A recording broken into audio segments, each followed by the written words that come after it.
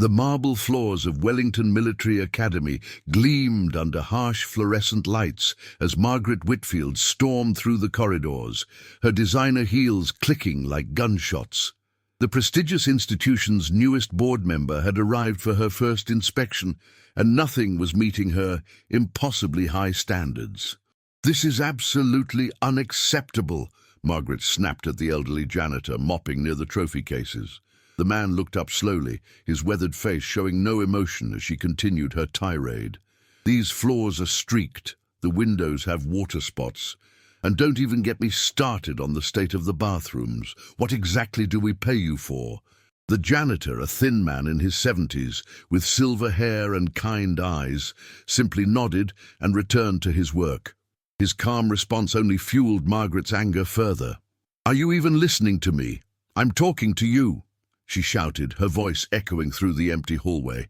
"I want to know your name and how long you've been letting this place fall apart." "Frank Morrison, ma'am," he said quietly, wringing out his mop. "Been working here about 15 years now." Margaret scoffed. 15 years of substandard work, apparently. "Well, Frank Morrison, let me make something very clear. I don't care how long you've been here or how comfortable you've gotten. Things are going to change, starting now. Welcome to Grateful Stories, where the most powerful moments often come from the most unexpected places. Today's story reminds us that respect isn't determined by job titles or bank accounts, but by the character we show when we think nobody important is watching. Sometimes the person we dismiss as insignificant holds more honor and wisdom than we could ever imagine. Let's uncover what really happened when one woman's arrogance met a hero she never saw coming. Margaret Whitfield had built her fortune in real estate development, crushing competitors and bulldozing through obstacles with ruthless efficiency. Her recent appointment to Wellington Military Academy's board was just another conquest, a prestigious position that would look impressive at country club gatherings. She had donated generously to secure her spot, viewing it as an investment in social status rather than education. The academy itself was a respected institution, training future military officers with a combination of academic rigor and military discipline.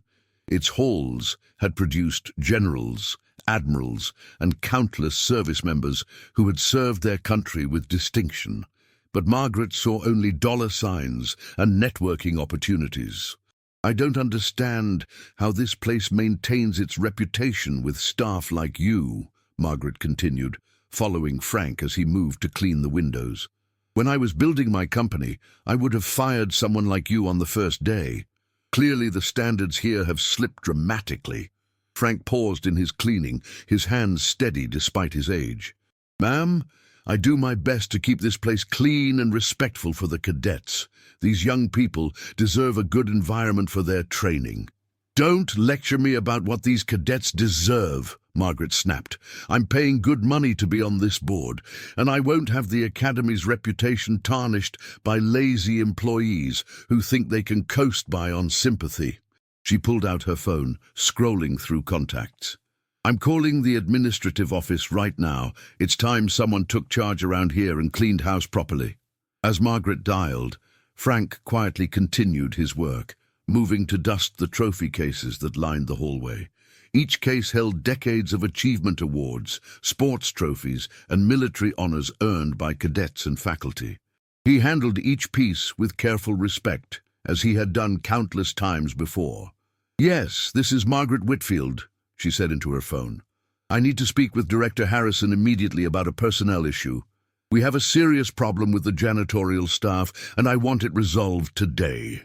Frank glanced at her briefly, but said nothing, focusing on a particularly intricate trophy that commemorated the Academy's participation in a joint training exercise. His weathered hands moved with practiced precision, treating each award as if it were priceless. "I don't care if he's in a meeting," Margaret continued into her phone. "Tell him it's urgent. We have employees here who clearly don't understand the standards we expect, and I won't tolerate it any longer."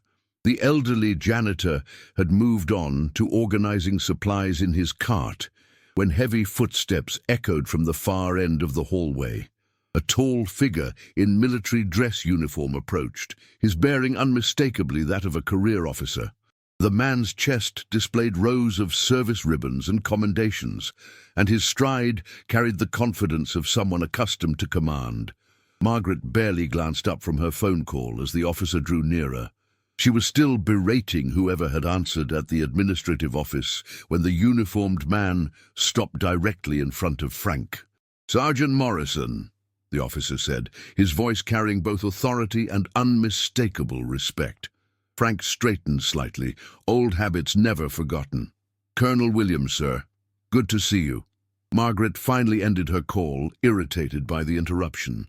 "Excuse me, officer, but I'm dealing with a staff issue here. This janitor has been providing substandard service, and I'm arranging for his replacement." Colonel Williams turned to face her, his expression growing cold. The silver eagles on his uniform caught the light as he stepped closer to Margaret, his presence suddenly filling the hallway with authority. "Ma'am, I believe you're mistaken," he said, his voice measured but firm. "This man isn't just a janitor. This is Sergeant First Class Frank Morrison, retired United States Army, and he trained me." Margaret's confidence wavered for the first time. "I'm sorry, what? 23 years ago, I was a cocky second lieutenant who thought I knew everything about leadership," Colonel Williams continued, never taking his eyes off Margaret. "Sergeant Morrison was my first platoon sergeant. He taught me what real leadership looks like, what it means to serve others, and how to earn respect through actions, not words." Frank remained quiet, but a small smile crossed his weathered face as the colonel continued. "Sergeant Morrison served 3 tours in Vietnam, earned 2 Bronze Stars and a Purple Heart. After his military service, he spent 15 years as a police officer before retiring to work here at the academy. He didn't take this job because he needed the money. He took it because he believes in serving the next generation of military leaders." Margaret's face had gone pale, her earlier confidence crumbling as the weight of her assumptions became clear.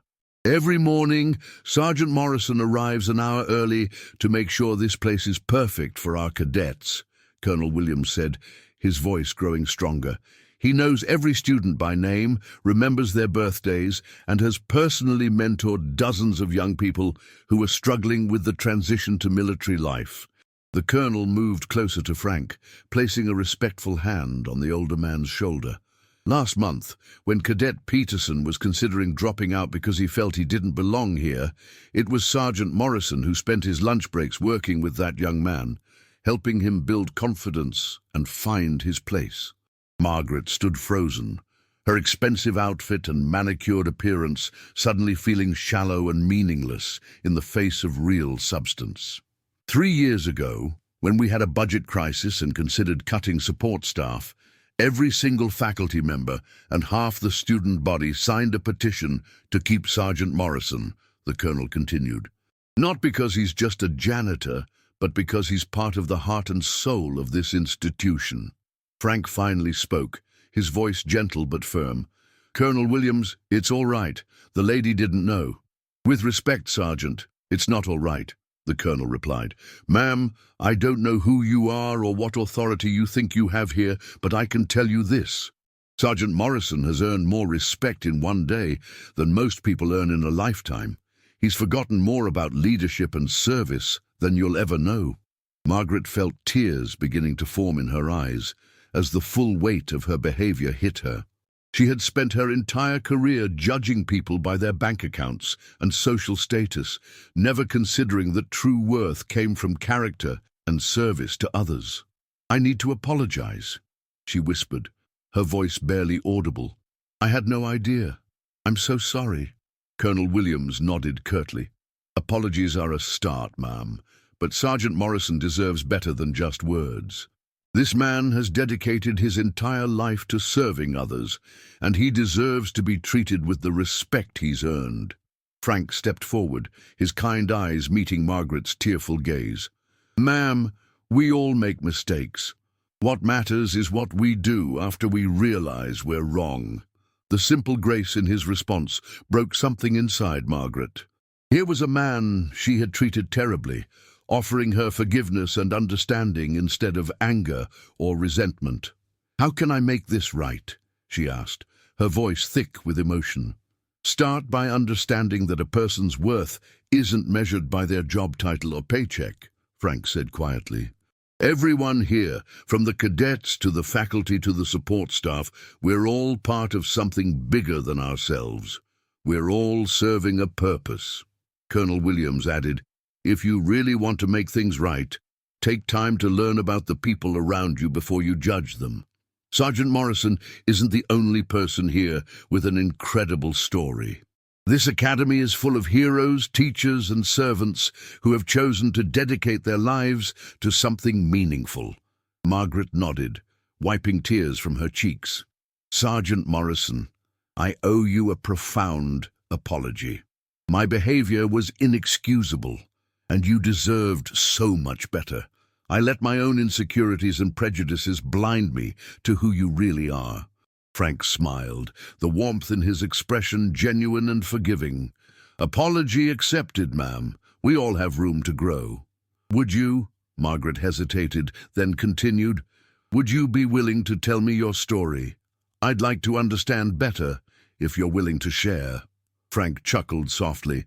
"Ma'am, stories are meant to be shared, especially if they might help someone learn something valuable."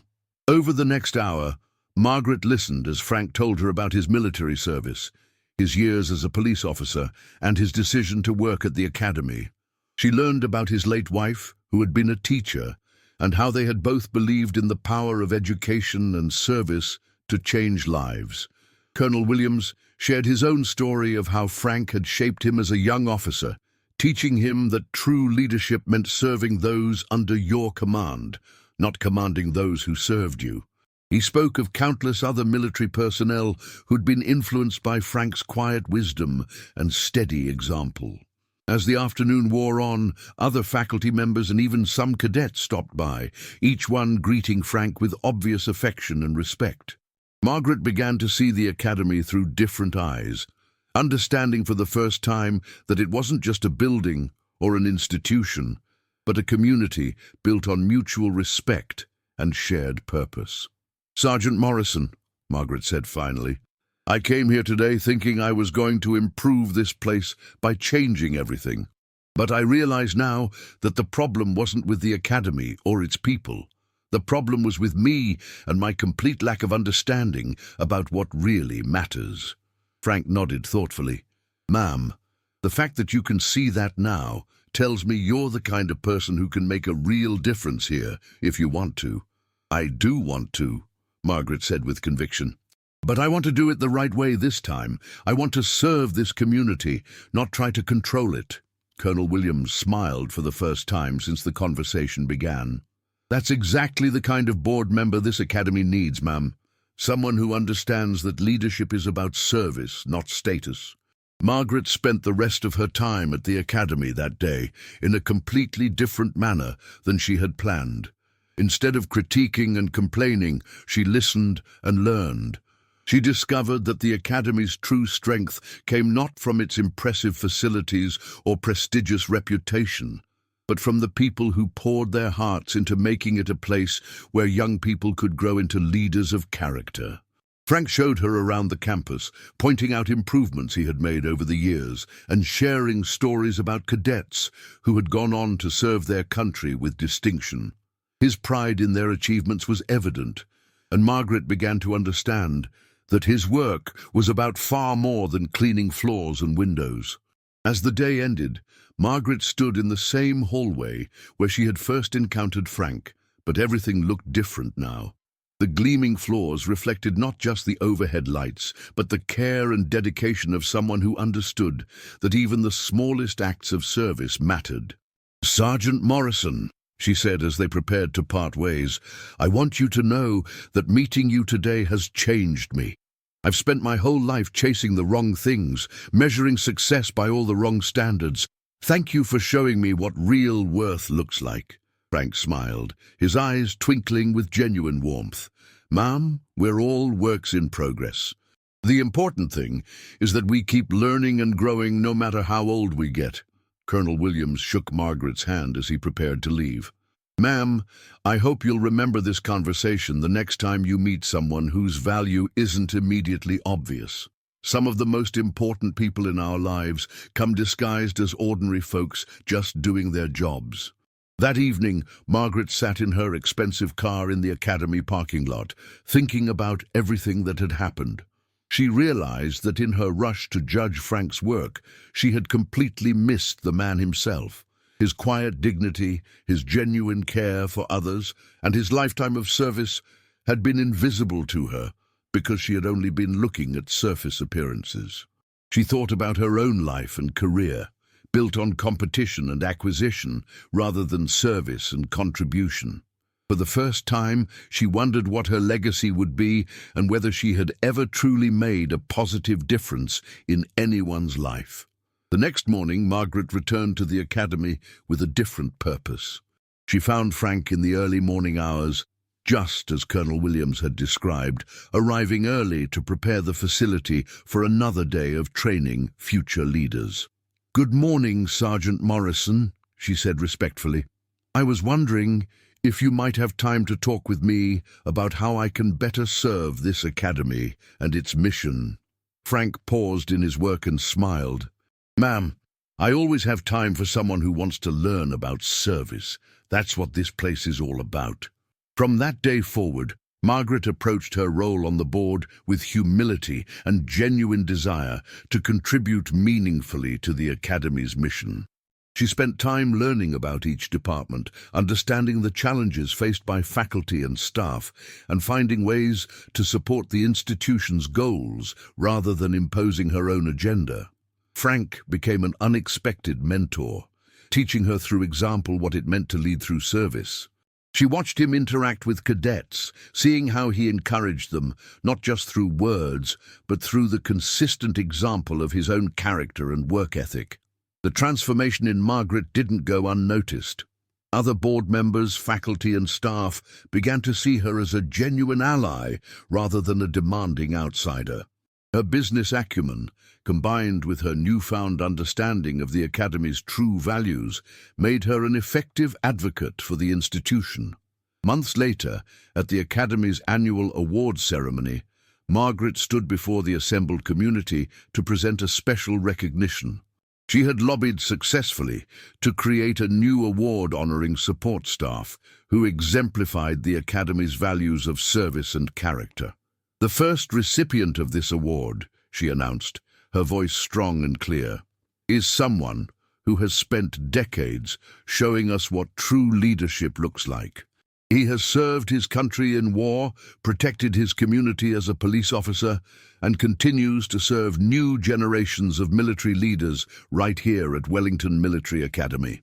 As she called Frank's name and watched him walk across the stage to thunderous applause, Margaret reflected on how much her life had changed since that first day in the hallway. She had learned that real success wasn't measured in dollars or status symbols, but in the positive impact we have on others and the legacy of service we leave behind. Frank accepted the award with his characteristic humility, using his brief speech to thank the Academy community and to remind everyone that service comes in many forms, all of them valuable and necessary. After the ceremony, Colonel Williams approached Margaret with a smile. "Ma'am, I have to say, you've become exactly the kind of board member this Academy needed. Sergeant Morrison would be proud of the leader you've become." Margaret smiled back, her eyes reflecting the genuine contentment that comes from finding purpose beyond personal gain. "Colonel, I learned from the best teacher possible. Sergeant Morrison showed me that true leadership isn't about commanding respect, it's about earning it through service to others." Today's story reminds us that every person we encounter has a story worth knowing and dignity worth respecting. The janitor in your office building might be a decorated veteran. The cashier at your grocery store might be working multiple jobs to put herself through college. The elderly person you pass on the street might have lived through experiences that would humble and inspire you. We live in a world that often judges people by their appearance, their job title, or their bank account. But real character isn't found in what someone owns or where they work. It's found in how they treat others, especially those who can do nothing for them in return. Frank Morrison's story teaches us that service doesn't end when we retire from our primary career. Some of the most meaningful contributions we can make come in the simple act of showing up each day and doing our best work, regardless of whether anyone notices or appreciates it. Margaret Whitfield's transformation shows us that it's never too late to change our perspective and align our lives with values that truly matter.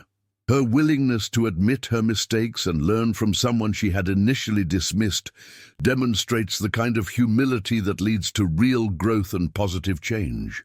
The next time you encounter someone whose value isn't immediately obvious, remember Frank Morrison. Take a moment to see the person behind the uniform, beyond the job title, past the surface appearance.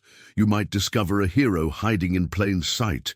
Someone whose wisdom and experience could change your life if you're humble enough to listen. True greatness isn't found in the spotlight or in positions of obvious power. It's found in the quiet dedication of people who choose to serve others, day after day, without fanfare or recognition. These are the people who truly change the world, one small act of service at a time. Remember, we all have the choice to be either Margaret at the beginning of her story or Frank Morrison throughout his. We can choose to judge and dismiss, or we can choose to respect and learn. We can demand recognition for ourselves, or we can recognize the worth in others. The choice we make defines not just how others see us, but who we truly are.